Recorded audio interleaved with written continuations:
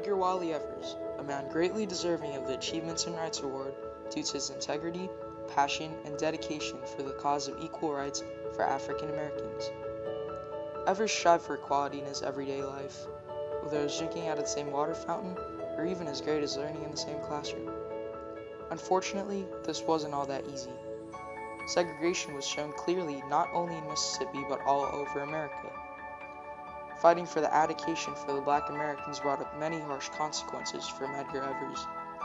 With the vital help of the NAACP, he was able to achieve vast amounts of accomplishments for the greater good of Black Americans all over the United States. Evers was introduced to life in a time where blacks were treated very unfairly by the white race. Born and raised in Decatur, Mississippi on July 2, 1925, the Mississippi he lived in was filled with blatant racism. This was a place no one would dare protest at, being that many race-related crimes occurred here in Decatur. As a son of a farmer, life was hard enough as it was, and on top of that was the diversity that came all throughout his childhood. Medgar Evers spoke all about how life was as a child in Decatur, Mississippi. I graduated pretty quickly. When I was 11 or 12, a close friend of the family got lynched.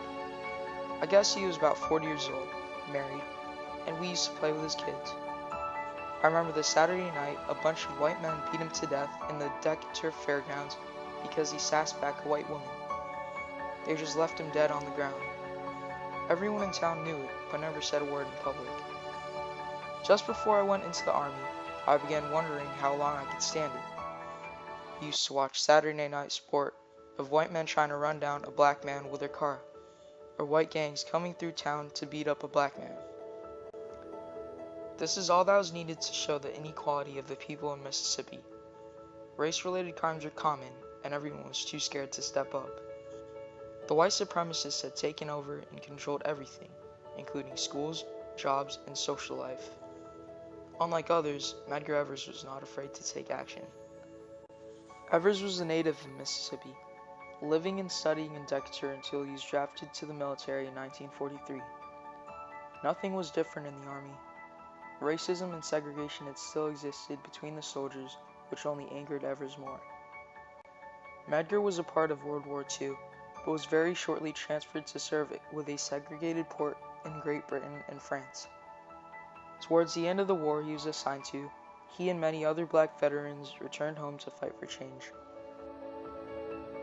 After the long trip home, Evers and his fellow veterans' first step to freedom was to register to vote. On election day, the black veterans were forced away at gunpoint by two angry white men and were stripped from their votes.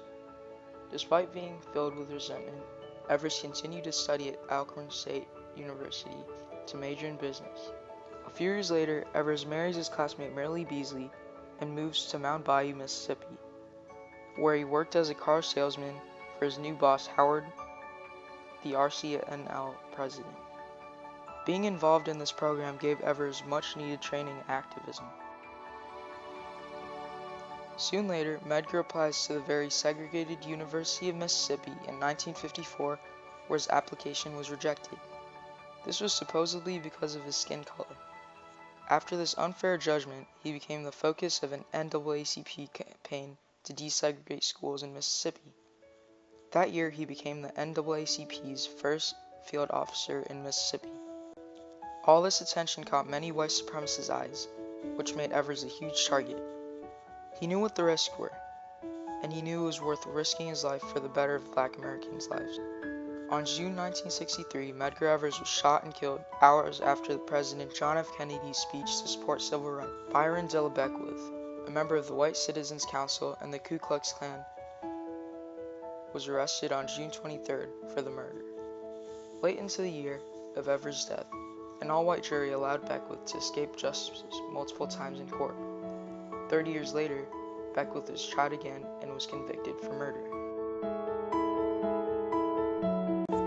Despite his short life, Evers achieved many great things regarding civil rights. In 1952 to 1954, Evers and his brother Charles drew crowds of 10,000s of people in RCLN conferences which helped change the outlook of segregation all over Mississippi. During that same year, Evers helped run boycotts of service stations that denied blacks the use of their restrooms. Medgar brought people to the realization that segregation needed to stop. He did just that with boycotts, marches, speeches, and most importantly, the will to risk everything. His participation in the NAACP brought attention to the topic of segregation and equal rights. Evers' legacy has been kept alive by many people and has continued to inspire others to step up to racial segregation.